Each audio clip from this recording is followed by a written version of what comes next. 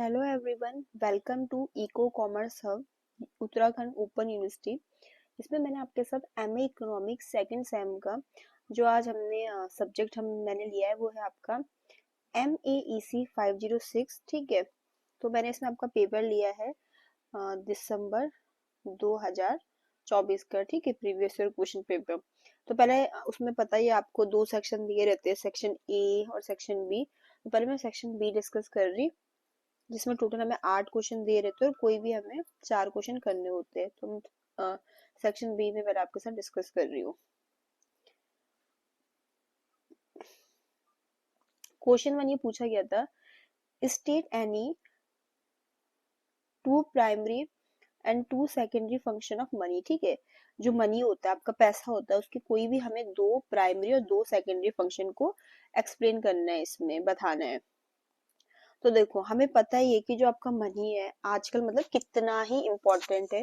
पहले तो ऐसा होता था कि आपका जैसे अर्ली टाइम्स में, बहुत पहले की जैसे बाटा सिस्टम वगैरह चलते थे, जहाँ पर लोगों को मतलब गुड्स के बदले गुड्स एक्सचेंज करते थे। बट जब से मनी आया बहुत सारी चीजें बहुत इजी हो गई है। ठीक है, तो अब देखो आपका जो मनी है उसके जो दो फंक्शन है, पहला है आपका प्राइमरी फंक्शन और दूसरा मनी का है सेकेंडरी फंक्शन। प्राइमरी फंक्शन में मनी के हमारे पास दो फंक्शन आ जाते हैं, एक उसका है मीडियम ऑफ एक्सचेंज और मेजर ऑफ वैल्यू। ठीक है, और सेकेंडरी फंक्शन में दो है, स्टोर ऑफ वैल्यू और स्टैंडर्ड ऑफ डेफर्ड पेमेंट्स। ठीक है, अब देखो प्राइमरी फंक्शन में जो पहला है मीडियम ऑफ एक्सचेंज में सिंपल यही है कि जो आपका मीडियम ऑफ एक्सचेंज में यही है कि देखो जो पैसा है वो आपका एक मीडियम ऑफ एक्सचेंज तो है ही ना। ये तो मतलब बेसिक सा फंक्शन है यूज का, कि हम पैसे की मदद से किसी भी जैसे गुड्स को सर्विसेज को आसानी से खरीद सकते हैं, बेच सकते हैं। ठीक है, भाई मैं गई, मुझे 1 kg सेब खरीदना है, तो मैंने क्या किया, सेब खरीद लिए, पैसे दे दिए, चाहे वो मैंने नोट के रूप में दे या ऑनलाइन पे किया, बट दिया ना, तो मनी क्या हो गया, एक मीडियम ऑफ एक्सचेंज है। डॉक्टर के पास गए, हमने डॉक्टर से कोई मतलब सर्विस वगैरह ली, या हम सैलून में गए कुछ सर्विस ली हमने, तो वहां भी क्या करते हैं हम, ऐसे दे देते हो सर्विस की जगह। तो मनी क्या है, एक मीडियम ऑफ एक्सचेंज है। तो मीडियम ऑफ एक्सचेंज में आपका यही है, जो इसके प्राइमरी फंक्शन का पहले दो हम फंक्शन पढ़ रहे हैं, कि मनी की हेल्प से हम गुड्स को खरीद सकते हैं, बेच सकते हैं आसानी से। और जो हमें बाटा सिस्टम की प्रॉब्लम होती थी, जहाँ पर हमें क्या होता था, गुड्स के बदले गुड्स देना पड़ता था, वो इसने क्या कर दिया, रिमूव कर दिया। सेकंड, मेजर ऑफ वैल्यू, या जिसको आप कह सकते हो यूनिट ऑफ अकाउंट। ठीक है, इसमें वही कि मनी एक हमें कॉमन स्टैंडर्ड देता है जिससे हम मेजर कर सकते हैं वैल्यू सारे गुड्स की। ठीक है, और इससे जो कंपेयर करना प्राइस भी बहुत सिंपल हो गया है। तो हम कह सकते हैं इसमें कि money gives a common standard, एक कॉमन स्टैंडर्ड देता है to measure the value of all goods. ठीक है, और इससे हमारा क्या बोलते हैं, कंपेरिजन करना प्राइस का बहुत ही सिंपल बन गया है। अब दूसरा आपके सेकेंडरी फंक्शन में है स्टोर ऑफ वैल्यू। देखो, अब मनी को आप इजीली स्टोर भी तो कर सकते हो, मनी को आप सेव कर सकते हो, चाहे अपने बैंक अकाउंट में या अपने पास रख लिए या आपने, ठीक है, और उसको फ्यूचर में यूज कर सकते हो। तो मनी को आप स्टोर भी तो कर सकते हो। ऐसा तो नहीं ना कि कोई पेरिशेबल गुड्स है कि ये मतलब स्टोर करोगे तो खराब हो जाएगा, नहीं। तो मनी को हम सेव कर सकते हैं और फ्यूचर में यूज कर सकते हैं, ये स्पॉइल नहीं होगा क्योंकि कोई पेरिशेबल गुड्स नहीं है। सेकेंडरी फंक्शन में मनी का सेकेंड जो फंक्शन है वो है स्टैंडर्ड ऑफ डेफर्ड पेमेंट्स। अब आपकी डेफर्ड पेमेंट्स ये होती है कि कोई चीज आपने आज ले ली या उसका यूज आज कर लिया, बट अभी उसकी पेमेंट नहीं करी, तो मनी एक स्टैंडर्ड बन जाता है जिसके लिए हम क्या कर सकते हैं, डेफर्ड पेमेंट्स के लिए। ठीक है, हम वही मनी की हेल्प से तो इन फ्यूचर अपने लोन, फ्यूचर की कोई पेमेंट है, इंस्टॉलमेंट्स देते हैं, किससे देते हैं, मनी से। ठीक है, तो मनी की हेल्प से अभी कोई ट्रांजेक्शन हमने क्रेडिट में कर ली है। ठीक है, आप किसी मतलब दुकान में ही गए, कोई आपका जानने वाला है, आप उससे मतलब ऐसा है आपको कि भी महीने भर का आप उससे अपना राशन वगैरह लेते हो, बट लास्ट के मंथ में आपकी जब भी सैलरी आती है मंथ एंड में, मतलब मंथ एंड हो गया, तो आप उसके बाद देते हो उसको जब आपको सैलरी मिल जाती है। तो आपने क्या किया, ये एक आपका स्टैंडर्ड बढ़ गया, किसके लिए, डेफर्ड पेमेंट्स के लिए। आपने राशन वगैरह सब लिया, और जो भी आपकी क्रेडिट ट्रांजेक्शन है वो इससे आसान होगी, क्योंकि आप क्या करोगे, बाद में पे कर दोगे।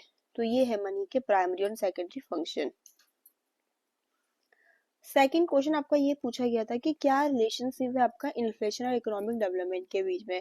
तो पहले जान लेते हैं इन्फ्लेशन क्या होता है। इन्फ्लेशन का मतलब होता है कि कंटिन्यूअस इंक्रीज होना जनरल प्राइस लेवल में किसके, गुड्स एंड सर्विसेज का। तो इसका मतलब होता है it means a continuous increase in the general price level of goods and services किसी भी इकोनॉमी में ओवर अ टाइम। तो ये आपका इन्फ्लेशन होता है। उदाहरण के लिए लास्ट ईयर चीनी आपको मिल रही थी 1 kg, जो चीनी है वो 40 की मिल रही थी। अब क्या हुआ, वही 1 kg चीनी आपको 50 की मिल रही है। तो क्या हुआ कि प्राइस इंक्रीज हो रहा है, तो ये क्या कहलाएगा, इन्फ्लेशन, महंगाई। तो क्या होता है कि जब किसी चीज का प्राइस कंटिन्यूटी में बढ़ता रहता है तो मनी की वैल्यू तो ऐसा है ना कि गिरती रहेगी, तो उसे हम कहते हैं इन्फ्लेशन। तो इन्फ्लेशन का सिंपल अर्थ है कि वही महंगाई, मतलब कि जो चीजें आप खरीद रहे थे वो आपके लिए महंगी बन गई पहले के कंपैरिजन में, क्योंकि उस चीज का प्राइस कंटिन्यूटी में बढ़ता जा रहा है, वैल्यू जो मनी की है वो गिरती जा रही है। ये तो आपका इन्फ्लेशन हो गया।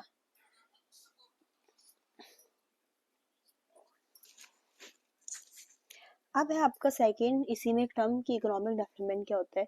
इकोनॉमिक डेवलपमेंट का सीधा सिंपल अर्थ होता है कि प्रोग्रेस होना, इम्प्रूवमेंट होना लोगों के लाइफ में। It means progress, improvement in people's life. अब वो किस तरीके से होगा भाई, कि लोगों की इनकम बढ़ रही है, गरीबी रिड्यूस हो रही है, एजुकेशन हेल्थ में इम्प्रूवमेंट हो रहा, बेटर लिविंग कंडीशन, बहुत सारी जॉब की अपॉर्चुनिटीज है लोगों के पास, जो आपकी modern technology, industry, high standard of living, ये सब आपका किस में आ जाता है, इकोनॉमिक डेवलपमेंट में। तो हम कह सकते हैं कि इकोनॉमिक डेवलपमेंट क्या होता है, एक ओवरऑल इम्प्रूवमेंट होना इकोनॉमिक, सोशल और लिविंग कंडीशंस में किसके, लोगों की कंट्री में। ठीक है, economic development means overall improvement होना लोगों की आर्थिक, सामाजिक और जो उनकी लिविंग कंडीशन है उसमें। ठीक है, अब हमें इसका रिलेशनशिप पढ़ना है। तो हमने इसका रिलेशनशिप कैसे पढ़ा है, पॉजिटिव, कि क्या गुड इफेक्ट हो सकते हैं इसके उसके, ठीक है, रिलेशनशिप के, और क्या नेगेटिव इफेक्ट हो सकते हैं। अब देखो, पहले हम पॉजिटिव या गुड इफेक्ट्स में आ जाते हैं। पहले हम पढ़ रहे हैं पॉजिटिव रिलेशनशिप किसके बीच में, इन्फ्लेशन और इकोनॉमिक डेवलपमेंट के बीच में। देखो, अगर आपका इन्फ्लेशन लिटिल है और कंट्रोल और स्टेबल है तो क्या होगा, इन्फ्लेशन जो है वो इकोनॉमिक डेवलपमेंट में मदद करेगा। अब किस तरीके से, अगर हम, मैंने क्या कहा, इन्फ्लेशन आपका कैसे, लिटिल, स्टेबल और कंट्रोल आपका इन्फ्लेशन है, तो वो मदद करेगा हमारे इकोनॉमिक डेवलपमेंट में। किस तरीके से, क्योंकि एक तो ये इनक्रीज करेगा प्रोडक्शन को। देखो अगर प्राइस स्लाइटली राइज होते हैं तो प्रोड्यूसर क्या करेगा, ज्यादा प्रॉफिट अर्न करेगा, तो ज्यादा प्रोड्यूस करेंगे। ठीक है, और इससे क्या होगा, इन्वेस्टमेंट भी इंक्रीज होगी, क्योंकि बिजनेसेस बोलेंगे भाई हमें ज्यादा इन्वेस्ट करेंगे, क्योंकि वो हायर रिटर्न को एक्सपेक्ट करेंगे। अब जब हाई प्रोडक्शन होगा, इन्वेस्टमेंट भी ज्यादा होगी, तो लोगों के पास ज्यादा नौकरी रहेगी। ठीक है, reduce the burden of loan. अब देखो, जब हमारा इन्फ्लेशन कैसा होता है, मतलब माइल्ड सा है या लिटिल है, तो जो है ये रिड्यूस करता है जो रियल वैल्यू आपकी डेब्ट की है, ताकि बोरोवर्स को बेनिफिट मिले। तो हम इसमें ये कह रहे हैं कि आपका इन्फ्लेशन अगर कैसा है, माइल्ड है, मतलब लिटिल सा बढ़ रहा है या स्टेबल कंट्रोल है, तो वो आपके सपोर्ट करता है ग्रोथ को, प्रोडक्शन को, इन्वेस्टमेंट को और एम्प्लॉयमेंट को। बट वहीं पर अगर आपका इन्फ्लेशन कैसे बहुत हाई है और अनस्टेबल है, तो वो आपके इकोनॉमिक डेवलपमेंट को नुकसान भी पहुंचा सकता है। किस तरीके से, एक तो लोगों की परचेसिंग पावर रिड्यूस हो जाएगी। अब सोचो,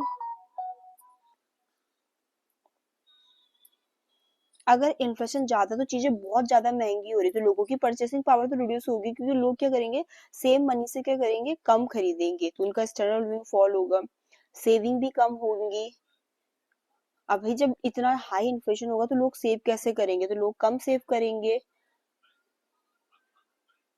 इन्वेस्टमेंट भी कम होगा, क्योंकि जब आपका इन्फ्लेशन बहुत हाई है या अनस्टेबल है, तो जो इन्वेस्टर्स है वो भी, मतलब उनका कॉन्फिडेंस क्या हो जाएगा, कम हो जाएगा due to uncertainty.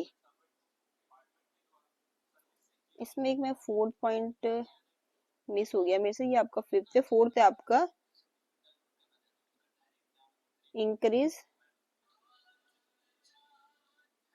Production cost. ठीक है, फोर्थ पॉइंट क्या है आपका, इंक्रीज प्रोडक्शन कॉस्ट। अब देखो इन्फ्लेशन हाई है तो आपका रॉ मटेरियल महंगे हो जाएंगे, वेजीज, फ्यूल, सब कुछ, तो प्रोडक्शन कॉस्ट इंक्रीज हो जाएगा, और ये सबसे ज्यादा किसको हर्ट करेगा? गरीबों को। अब फूड और एसेंशियल आइटम महंगे हो जाएंगे तो गरीब इससे बहुत ज्यादा प्रभावित होंगे। तो हम कह सकते हैं कि अगर इन्फ्लेशन आपका हाई है और अनस्टेबल है तो इकोनॉमिक डेवलपमेंट को स्लो कर देता है, इन्वेस्टमेंट कम हो जाता है, इनइक्वालिटी को इंक्रीज करता है। तो ये था आपका सेकंड क्वेश्चन, जो रिलेशनशिप बताता है इन्फ्लेशन और इकोनॉमिक डेवलपमेंट के बीच में, पॉजिटिव और नेगेटिव करके मैंने आपको बताया। थर्ड क्वेश्चन ये है कि जो आपके क्या मेन कंपोनेंट्स हैं जो आपके फ्राइडमैन्स की थ्योरी है डिमांड फॉर मनी की, ठीक है, उसके मेन कंपोनेंट्स जानने हैं हमें। तो देखो जो आपके फ्रीडमैन की जो आपकी ये थ्योरी है डिमांड फॉर मनी की, अ, उन्होंने क्या कहा है, मतलब थोड़ा शॉर्ट में समझ लेते हैं पहले। फ्रीडमैन ने क्या किया है, मनी को ना एक एसेट माना है या संपत्ति माना है, जिसे लोग क्या बोलते हैं, अपनी कुल संपत्ति का हिस्सा बनाकर रहते हैं। अब मेन उन्होंने जो कंपोनेंट बताया वो हमें बताया, जो मेन मतलब उनके कंपोनेंट्स है ना उनकी थ्योरी के, वो उन्होंने हमें बताया कि टोटल वेल्थ है, लोगों की कुल संपत्ति, लोगों की जो स्थायी आय है वो परमानेंट इनकम, उनका एक्सपेक्टेड रिटर्न क्या है उनके एसेट्स पे, जिस रिस्क और लिक्विडिटी और प्राइस लेवल। तो अब इसको देखो लिख लेते हैं। मिल्टन फ्राइडमैन जो थे, जिन्होंने आपकी theory of demand for money दी थी, उन्होंने कहा था कि मनी क्या है, एक तरीके से एसिड है, लोगों के लिए क्या है, संपत्ति है, जैसे बॉन्ड्स होता है, शेयर्स, प्रॉपर्टी, ठीक है। तो एसिड्स को सॉरी मनी को उन्होंने क्या बोला, एक एसिड माना उन्होंने, ठीक है। मेन कंपोनेंट्स में पहला आ जाएगा टोटल वेल्थ, जिसमें आपका यही है, जो डिमांड होती है मनी की वो किस पे डिपेंड करती है, कंट्री की या लोगों की टोटल वेल्थ पे, ठीक है। तो the demand for money depends on the total wealth of a person और अ कंट्री। अगर वेल्थ आपकी मोर है तो आपकी मोर डिमांड होगी किसके लिए, मनी के लिए, और अगर वेल्थ कम है तो लेस डिमांड होगी मनी के लिए। Second, permanent income. वो कहते हैं कि जो लोग है वो किसके कि कितना मनी उन्होंने होल्ड करना है, किस पे बेस्ड होता है, लोगों की परमानेंट या लॉन्ग टर्म इनकम पे, ना कि टेम्परेरी इनकम पे। तो वही है कि लोग जो मतलब अपनी परमानेंट इनकम या जो लॉन्ग टर्म इनकम होती है उसके बेस्ड ऑन के आधार पे क्या बोलते हैं, पैसे को होल्ड करते हैं, अपने पास रखते हैं, ठीक है। जो अस्थाई या टेम्पररी इनकम होता है उसका असर काफी कम होता है इस पे। थर्ड है expected return on other asset. इसमें उन्होंने कहा कि अगर जैसे बॉन्ड शेयर्स हायर रिटर्न देते हैं तो लोग क्या बोलते हैं, अपने पास कम मनी होल्ड करते हैं। अब वहीं पर अगर ये एसेट्स आपकी है, जो हमने कहा बॉन्ड शेयर रिस्की है, तो पीपल क्या करेंगे, ज्यादा मनी अपने पास होल्ड करके रखते हैं, ठीक है। तो वही है कि अगर जैसे बॉन्ड शेयर ज्यादा रिटर्न दे रहे तो लोग अपने पास कम पैसे होल्ड करेंगे, and if these assets are risky people prefer holding more money. Risk and liquidity, देखो मनी तो बहुत सेफ होता है, उसको आप इमिडिएटली यूज कर सकते हैं, इसीलिए तो लोग हमेशा अपने पास कुछ ना कुछ पैसा रखती है, किस लिए,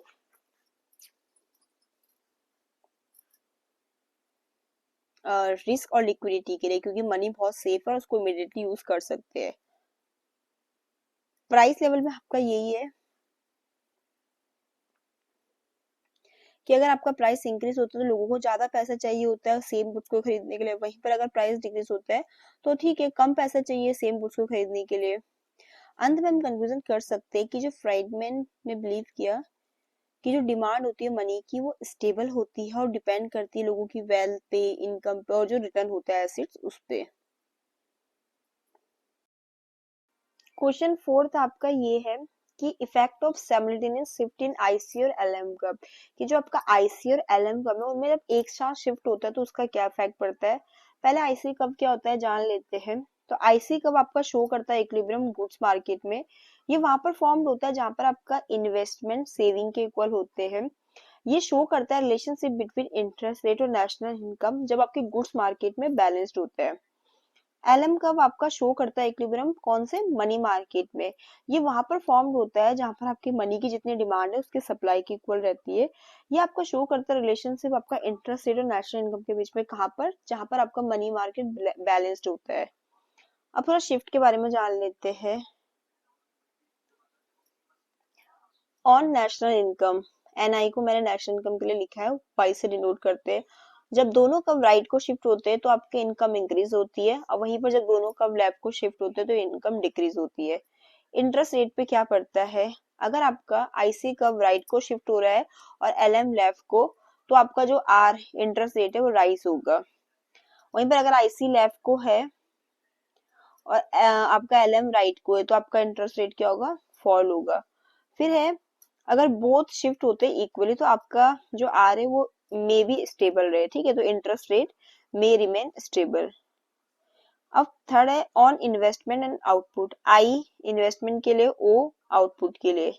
राइटवर्ड अगर शिफ्ट हो रहा है तो मतलब मोर प्रोडक्शन, ज्यादा इन्वेस्टमेंट, ठीक है, ज्यादा जॉब, ये आई इन्वेस्टमेंट के लिए आपका। वहीं पर अगर लेफ्टवर्ड शिफ्ट हो रहा है तो मतलब इकोनॉमिक एक्टिविटी में स्लो डाउन। फोर्थ आपका ओवरऑल इफेक्ट ये है कि जो कंबाइंड इफेक्ट होता है वो शो करता है कि क्या इम्पैक्ट आपका फिजिकल और मॉनेटरी पॉलिसीज का।